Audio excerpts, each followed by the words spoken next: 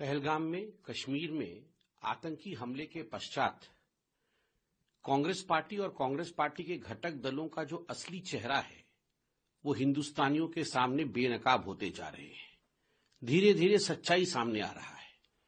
All party meeting में कहते हैं कि हम सरकार के साथ खड़े हैं, मगर जिस प्रकार का पोस्टर कल कांग्रेस पार्टी के ऑफिशियल ट्विटर हैंडल ने मोदी जी के लिए ट्वीट किया, सर तन से जुदा वाला पोस्टर, ये घृणक कार्य है और ये बहुत सोच समझ करके किया गया है। ये ऐसा नहीं है कि कोई एक्सीडेंटल ट्वीट हुआ हो। ये आप बिल्डअप देखिए, दो तरह के बिल्डअप हो रहे हैं। भारतवर्ष में एक प्रिपेयर्डनेस का बिल्डअप हो रहा है। माननीय प्रधानमंत्री जी के नेतृत्व में कई बैठकें हो रही है, बाहर देशों के डिप्लोमेट से बात हो रही है। सभी देश भारतवर्ष का आतंकवाद के खिलाफ लड़ाई में समर्थन कर रहे हैं। हिंदुस्तान की सेना का मनोबल ऊंचा है और वैसे में एक दूसरी तरफ का बिल्डअप हो रहा है कि पाकिस्तान को किस प्रकार बचाया जाए, उसे क्लीन चिट दिया जाए, पाकिस्तान के समर्थन में कैसे खड़ा होया जाए। किस प्रकार का पोस्टर था वो? मोदी जी के सर को आपने गायब कर दिया। वह एक व्यक्ति नहीं है। जब वो प्रधानमंत्री के कुर्सी पे बैठे हैं तो स्वाभाविक रूप से वो भारतवर्ष को रिप्रेजेंट करते हैं। आपने हिंदुस्तान के मस्तक पे से जवाहरलाल नेहरू की पॉलिसी के कारण कश्मीर को काटने की कोशिश की और ठीक उसी प्रकार भारतवर्ष में प्रधानमंत्री जी के साथ भी खिलवाड़ करने की कोशिश की, हमारे स्वाभिमान के साथ खिलवाड़ करने की कोशिश की, मनोबल के साथ खिलवाड़ करने की कोशिश की। और पूरी फहरिस्त है।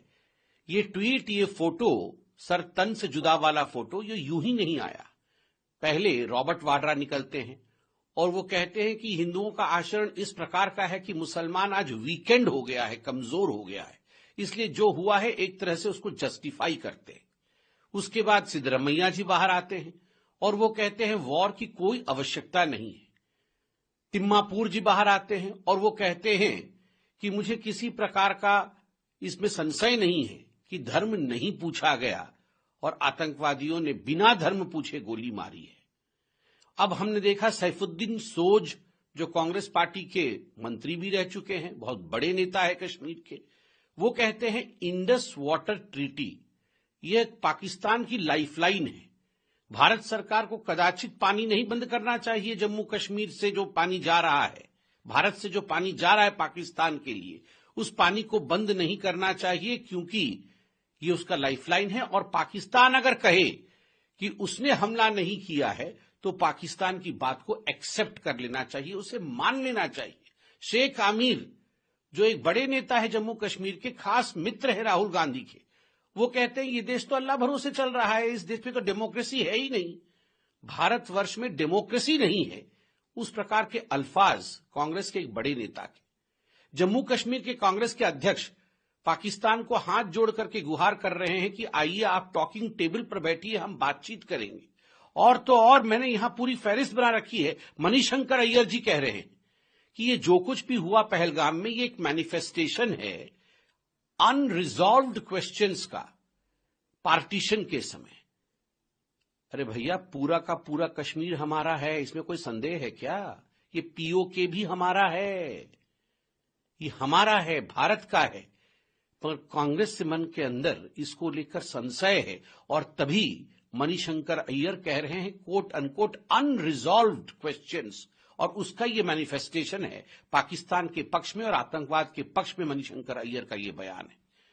और विजय वडेट्टीवार, ये एक एमएलए है कांग्रेस पार्टी के, और इनका भी बयान है कि क्या कान में जाके आतंकवादी पूछता है कि तुम्हारा धर्म क्या है? ये झूठी बातें हैं।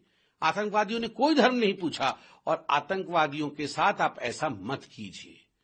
ये नहीं कह रहे कि भारतीयों के साथ ऐसा मत कीजिए, आतंकवादियों के साथ ऐसा मत कीजिए। ये सारे जो कांग्रेस के लोग और कांग्रेस के साथी पार्टियों के लोग जो इस प्रकार का बयान दे रहे हैं, मैं तो आज एक प्रस्ताव रख रहा हूं। ये अपने आप को कहते हैं कि हम इंडी अलायंस वाले हैं। ये इंडी अलायंस वाले नहीं हैं, ये रावलपिंडी अलायंस है।